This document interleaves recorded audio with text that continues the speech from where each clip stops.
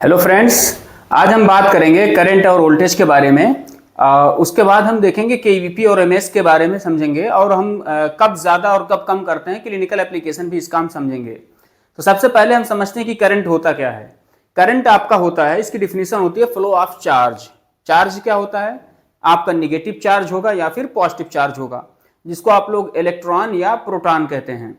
तो हमारे पास मेटल में मेनली इलेक्ट्रॉन्स होते हैं जो कि फ्रीली मूव करते हैं और इन्हीं के मूवमेंट से आपका करंट फ्लो करता है। ठीक है ना, यानी करंट बनता है। ठीक, तो हमारे पास करंट क्या होता है कि इलेक्ट्रॉन के मूवमेंट को हम क्या बोल रहे हैं? करंट बोल रहे हैं। ठीक है, अब इलेक्ट्रॉन अगर मूव करेगा तो हम बोलेंगे करंट मूव कर रहा है, करंट इसमें फ्लो हो रहा है। ठीक, वो एक इलेक्ट्रॉन भी हो सकता है और मल्टीपल इलेक्ट्रॉन भी हो सकते हैं। ठीक है, अब वोल्टेज क्या होता है? वोल्टेज होता है पोटेंशियल डिफरेंस। क्या पोटेंशियल डिफरेंस का मतलब? दो पॉइंट, अगर हम दो, पोटेंशियल का मतलब क्या होता है? पोटेंशियल का मतलब होता है एनर्जी। ठीक है ना, जैसे हमने पढ़ा काइनेटिक एनर्जी, पोटेंशियल एनर्जी, ऐसे आपका पोटेंशियल का मतलब क्या? एनर्जी। और डिफरेंस का मतलब पोटेंशियल डिफरेंस। वोल्टेज को हम पोटेंशियल डिफरेंस भी लिखते हैं। तो पोटेंशियल डिफरेंस का मतलब यह हुआ कि दो पॉइंट की एनर्जी के बीच जो दो पॉइंट है, किसी एनर्जी का दो पॉइंट, इनके बीच में एनर्जी का डिफरेंस, इनके बीच का एनर्जी का डिफरेंस, अगर ये डिफरेंस जीरो हो जाएगा तो फ्लो रुक जाएगा। जैसे मैं आपको एक एग्जांपल देता हूं। हमारे पास एक हम बाल्टी ले लें, एक हम 50 लीटर का बाल्टी ले लें, एक दूसरा भी हम 50 लीटर की बाल्टी ले लें। दोनों को एक दूसरे से हम कनेक्ट कर दें, दोनों में हम सेम पानी रखें, दोनों का सेम प्रेशर हो, तो आप देखोगे कि दोनों में से किसी, ना इधर से पानी इधर जाएगा ना इधर से इधर जाएगा। क्यों? क्योंकि दोनों के एनर्जी का डिफरेंस जीरो है। अगर एक में ज्यादा पानी होता, एक में कम होता, तो ज्यादा से कम की तरफ आता। लेकिन अगर दोनों का सेम कर दिया आपने, दोनों की बीच की एनर्जी डिफरेंस जीरो कर दिया, तो करंट फ्लो नहीं, पानी का फ्लो नहीं होगा। तो सिंपल सा आप यही समझ लो कि करंट हमारा होता क्या है? Electrons, flow of charge, electrons का फ्लो। लेकिन अब वो इलेक्ट्रॉन कितनी तेजी से फ्लो करेगा, कितना धीरे चलेगा इलेक्ट्रॉन, या कितनी फास्ट दौड़ेगा, कितनी फास्ट से फ्लो करेगा, ये डिपेंड करता है आपके वोल्टेज पे, यानी कि पोटेंशियल डिफरेंस पे। अगर मैं एक साइड में पोटेंशियल डिफरेंस मतलब एक साइड में निगेटिव चार्ज खूब ज्यादा कर दूं, एक साइड में पॉजिटिव चार्ज ज्यादा कर दूं, तो निगेटिव से पॉजिटिव की तरफ जाएगा। अब मैं वोल्टेज बढ़ाता हूं, देखो क्या करूंगा, मैंने इधर बना दिया 5 वोल्ट, -5, इधर कर दिया +5। अब इधर माइनस ज्यादा हो गया, उधर प्लस ज्यादा हो गया, तो फोर्स ऑफ अट्रैक्शन बढ़ जाएगा, यानी इलेक्ट्रॉन और तेजी से दौड़ने लगेंगे। मैं कर दूं 50, इधर 50 निगेटिव, उधर 50 जो है प्लस पॉजिटिव, तो पोटेंशियल डिफरेंस और बढ़ गया। अब इधर से और तेजी से उधर फ्लो करेंगे, यही होता है हमारा। ठीक है ना, पोटेंशियल डिफरेंस हमारा वोल्टेज, जिसको हम वोल्टेज बोलते हैं, शॉर्ट फॉर्म में पीडी आपने सुना होगा।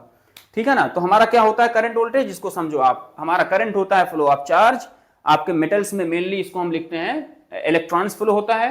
1 एम्पियर में 1 कूलम चार्ज पर सेकंड होता है। और जो आपकी करंट की यूनिट होती है एम्पियर, करंट की यूनिट है एम्पियर। और एम्पियर के साथ कितना एम्पियर, वो हम डिनोट करते हैं मिली एम्पियर, किलो एम्पियर, कितना है आपको, तो मिली एम्पियर। तो ये क्या डिसाइड करेगा? Decide the quantity of electrons, कितने नंबर ऑफ इलेक्ट्रॉन्स। अगर मैं बोल रहा हूं, जैसे इसकी डिफिनीशन है क्या, एम्पियर का मतलब 1 कूलम चार्ज पर सेकंड। अगर मैं बोलता हूं 1 मिली एम्पियर, इसका मतलब इतना क्वांटिटी में 1 सेकंड में इलेक्ट्रॉन को छोड़ूंगा। अगर मैं बोलता हूं 50 मिली एम्पियर, इसका मतलब इतना इलेक्ट्रॉन, 50 इलेक्ट्रॉन को मैं छोड़ रहा हूं। अगर मैं बोल रहा हूं 10 एमए मतलब 10 को छोड़ रहा हूं, 25 मतलब 25 को छोड़ रहा हूं।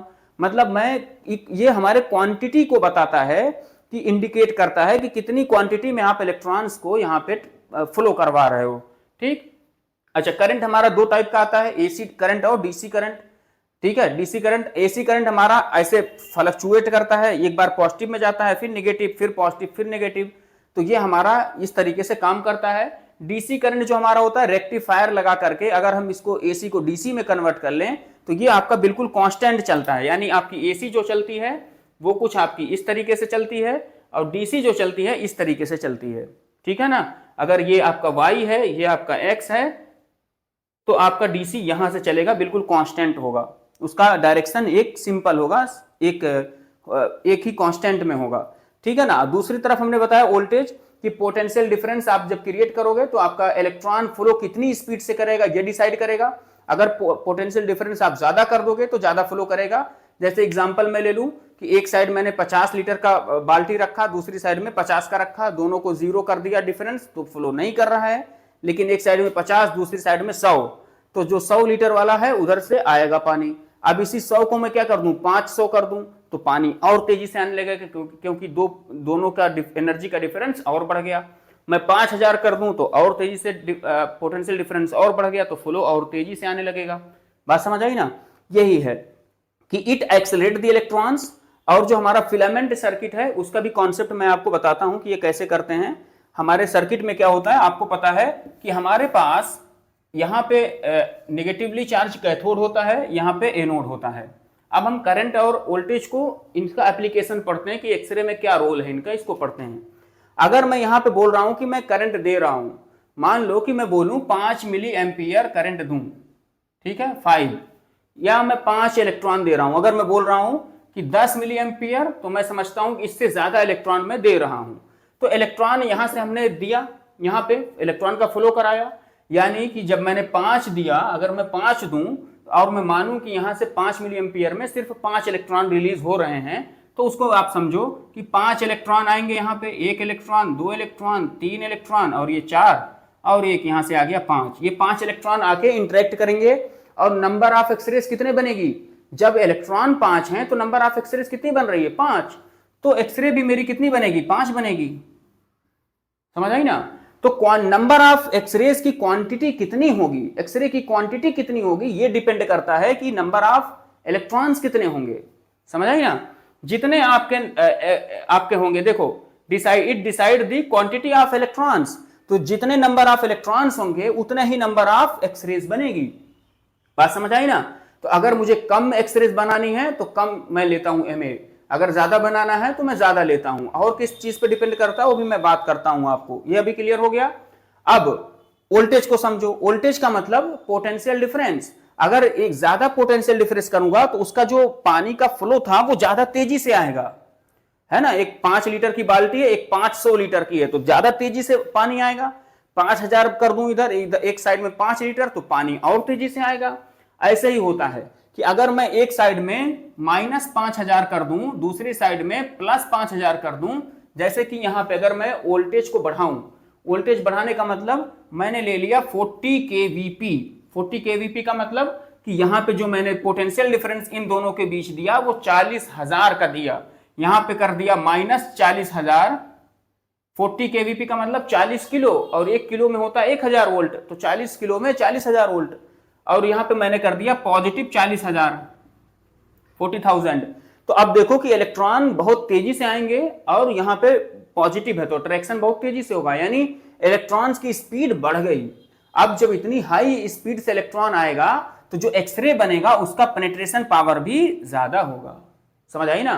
तो हमारा जो वोल्टेज है ये डिसाइड करता है कि एक्सरे जो बन रही है उसका पेनिट्रेशन पावर कितना होगा, और आपका करंट डिसाइड करता है कि कितने नंबर ऑफ एक्सरेज बनेंगे। यानी अगर आपको एक्सरे बीम की क्वांटिटी चेक करनी है तो आपको करंट देखना होगा, अगर क्वालिटी देखनी है यानी पेनिट्रेशन देखना है तो आपको वोल्टेज देखना होगा। बात समझ आई? अब क्लिनिकल एप्लीकेशन में एक चीज और आप समझ लो, यहां पे पहले एक चीज समझ लो फिर बताता हूं। यहां पे जब थर्मियोनिक एमिशन कराना होता है तब हम देते हैं लो वोल्टेज, वो यहां पे मैंने मेंशन किया हुआ है 10 से 12 वोल्ट देते हैं, जिससे क्या होता है इलेक्ट्रॉन देखो यहां तक पहुंचता ही नहीं है, यहीं पे रह जाता है। क्यों? क्योंकि पोटेंशियल डिफरेंस कम है, एनर्जी कम है ना, इसको एक्सेलरेशन कम दे रहे हैं हम, इसका जो एक्सेलरेट हम कर रहे हैं वो कम कर रहे हैं।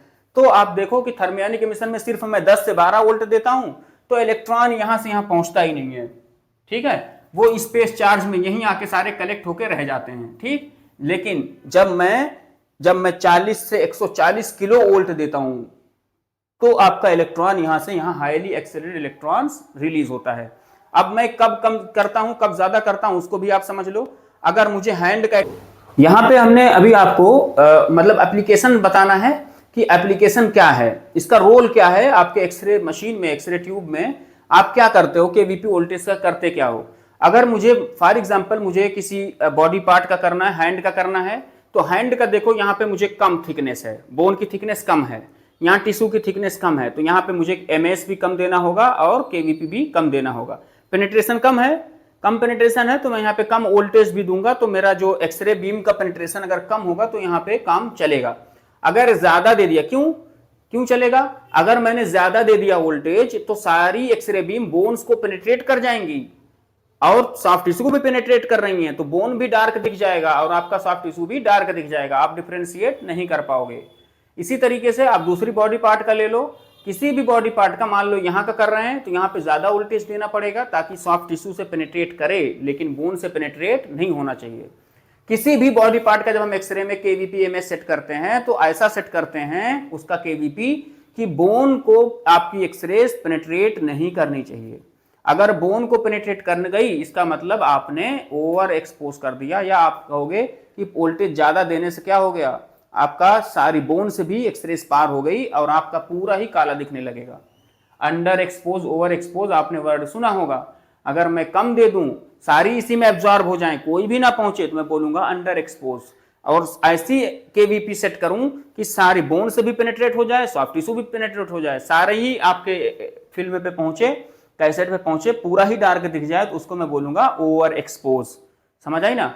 जैसे मुझे चेस्ट का करना है तो अगर मैं देता हूं यहाँ पे 40 केवीपी, इसका मतलब ये थिक एरिया है, मुझे यहाँ से पेनिट्रेट करना है, तो मैं दे देता हूं कि इतना एरिया है, यहाँ पे डेंसिटी ये हमारे पास है, लंग्स है, ये है, तो मुझे पेनिट्रेट करना है तो 40 केवीपी, ठीक है, मैं इतने में पार कर जाएगा। ठीक, मैंने दे दिया।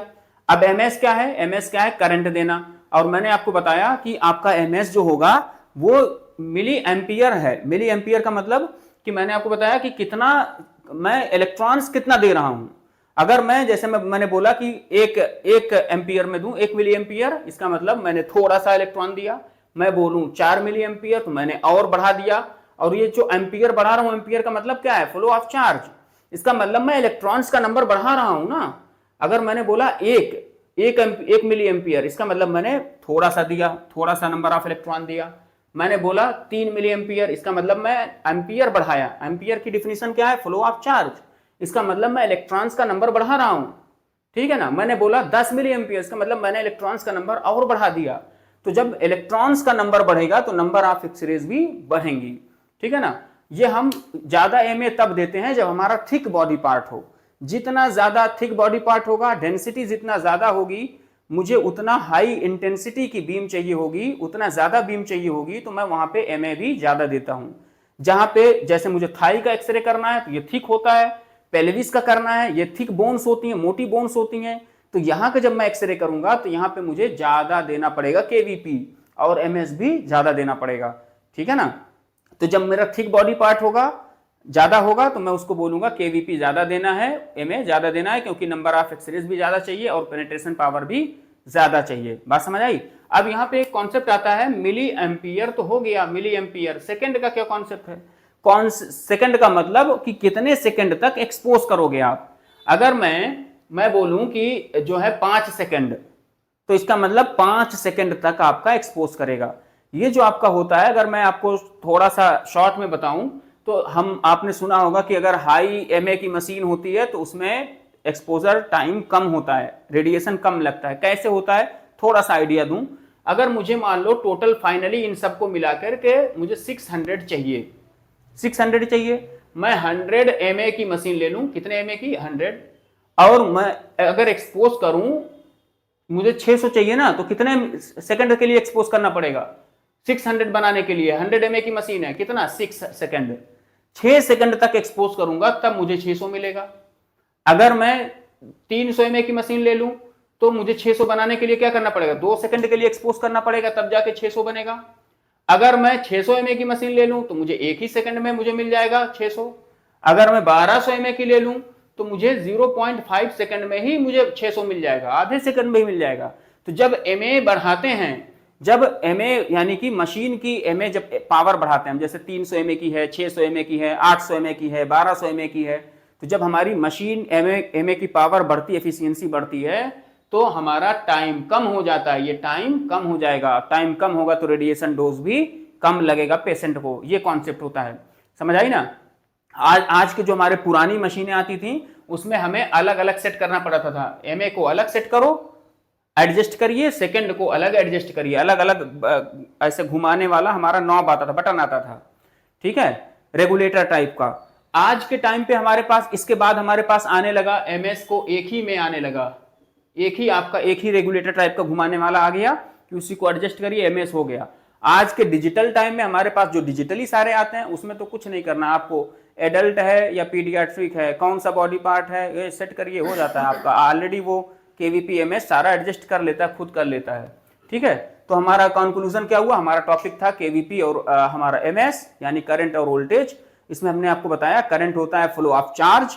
अब ये जो चार्ज होगा वो कितनी स्पीड फ्लो करेगा, कितनी तेज फ्लो करेगा, ये डिपेंड करता है पोटेंशियल डिफरेंस पे। जितना ज्यादा पोटेंशियल डिफरेंस होगा उतना तेजी से इलेक्ट्रॉन फ्लो करेगा। तो यहां पे जितना तेजी से फ्लो करेगा उतना तेजी से एक्सरेज बीम आपकी पेनिट्रेशन पावर उतना ज्यादा होगी। यानी केवीपी बढ़ाओगे तो इलेक्ट्रॉन्स की काइनेटिक एनर्जी बढ़ेगी, काइनेटिक एनर्जी मतलब उनका एक्सेलरेशन बढ़ेगा, और जब उनका स्पीड बढ़ेगा, उनका एक्सेलरेशन ज्यादा होगा, तो फोटान मतलब जो एक्सरे बना उसकी एनर्जी भी बढ़ेगी, और जब वो बढ़ेगी तो पेनिट्रेशन पावर भी बढ़ेगा। समझ आ गई बात? ये यहाँ पे हमने आपको बताया। फिर हमने आपको वोल्टेज का बताया कि जब हमने वोल्टेज 10 से 12 दिया था तो सिर्फ थर्मियोनिक एमिशन हुआ, यहीं पे इलेक्ट्रॉन्स रह गए। लेकिन जब हमने वोल्टेज को बढ़ाया, हमने 40 से 140 केवीपी दिया, तो इलेक्ट्रॉन्स यहाँ से यहाँ गए और आपका एक्सरे प्रोड्यूस हो गया। किसी को कोई डाउट हो तो आप इसमें पूछ सकते हैं। मिलते हैं नेक्स्ट वीडियो में। Thank you.